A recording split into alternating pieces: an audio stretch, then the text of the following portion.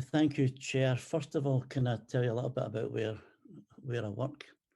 I work at BAE Systems on the Clyde in Glasgow, currently in the Type 26 programme for the Ministry of Defence. We operate across two sites, namely Scotstoun and Govan, both in Glasgow. And there is a big trade union presence on the site. There's Unite and the GMB being the big two. And each site has two conveners and two shop stewards for each department and numerous safety reps.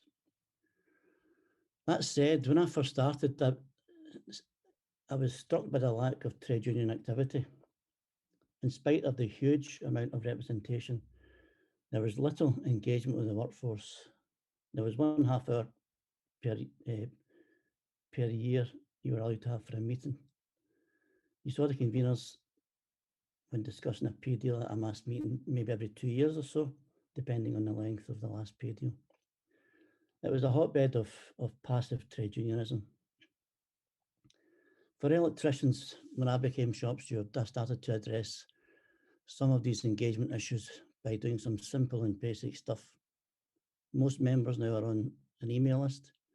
We've got a WhatsApp group. I hold online meetings through Zoom every week since the pandemic. I've conducted online surveys. And as a result, more people are engaged. They want involved and they've got a bigger voice. And although we don't win every battle, we have had a few successes over the past 2.5 years. In saying that, electricians are the only ones that are doing this level of engagement within the yard. Now, in the run up to the first lockdown last March, the government issued guidance around those with underlying health issues. And BAE Systems had issued similar guidance. They said that those with certain underlying health issues should stay at home. Now I returned to work on the 18th of March from holiday, and my members were still at work. So I asked my manager why this was the case, and he replied he was waiting in HR to come down to see him. I contacted one of the conveners who told me each case was being taken on its merits. I then informed him our members weren't aware of that, but nevertheless, it wasn't good enough, and what we actually needed was a trade union response. So we had a bit of a disagreement, and I said I would deal with it myself. So I got everybody together, got their names of those with underlying health issues, sent it to HR, and within 15 minutes, they were on their way home. And that wasn't hard to organise. It was simple and easy stuff. The following week, we went into lockdown and both sites closed.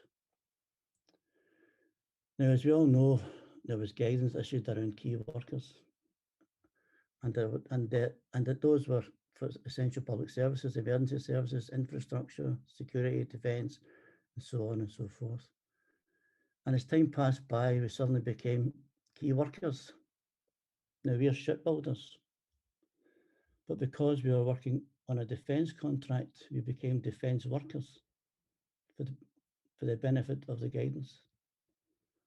Most of us found this absolutely ridiculous. The project is not immediately critical. It has a 10-year lifespan. And surely it's about the work you're carrying out and whether or not that's essential for the benefit of society at this crucial time. Now, there's currently no work. This makes things more sort of laughable, if you like. There's currently no work on both sites for electricians, as the Type 26 project isn't ready for us. So we have our workers cleaning up, painting some workshops, and counting pipes in a pipe shop. This is hardly essential work. Those with underlying health issues, short of shielding, are back in. Conveners have told us that we are essential workers. There's nothing we can do about it, and that's the position. They have tried to object to this, but they didn't get anywhere. One of the conveners remarked to me personally, "What do you want? Do you want everyone to stay in the house?" And I replied, "Yes, I do, because it keeps people safer." I contacted the Scottish Government through Neil Finlay, who's always helpful, and through Richard Leonard's office, who said they would speak to BAE Systems, but there was no movement and therefore no change. And I suppose the attitude of the company can be summed up by this response to concerns that one of our members raised about lack of sanitisers on the ship and the lack of social distancing. His response was, surely you don't want to go home. You'll just fall out with your wife. And that's the kind of disdain in which the workers feel that they've been held in the yard. My yard has always been that the yard should continue to be closed, just as construction sites should be closed. We are not essential workers. This is a government contract and is not critical for the defence of the country.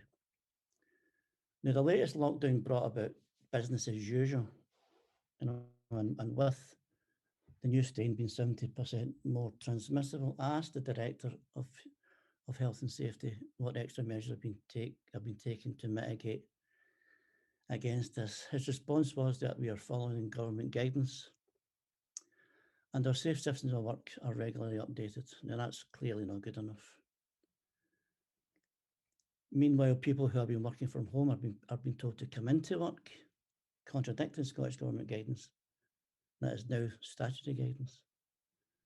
One senior manager said, we don't have to follow government guidance because we're key workers. 2 minutes.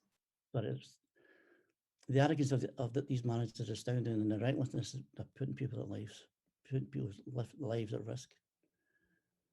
The company are also bringing in more agency workers, bringing more people into the yards instead of less. I mean, you really can't make this up. Briefly, I'll say something about construction, using my other hat. There's been a lot of issues raised by reps around construction. Why sites remain open, why United officials have offered little or no support, why meetings are stopped, why health and safety approach wasn't adopted, and why there was eagerness to accept the Construction Leadership Council's COVID advice. United's leadership response has not been good enough, and as a result, there is so much frustration amongst our reps. There has been a lot of good work being carried out by our reps, such as Kevin Mackin in London, in supporting workers and trying to raise those concerns. And at the same time, they feel isolated. The Shut the Site campaign was started to try and give impetus and gather support for what was happening, and the campaign continues to this day. And it gives me no pleasure to say that I've called for an inquiry on the issues raised and why United failed to support construction workers. They deserve better. We know what to expect from a Tory government, but they deserve better from the trade union. And I'll just wrap it up there, Chair. Thanks very much.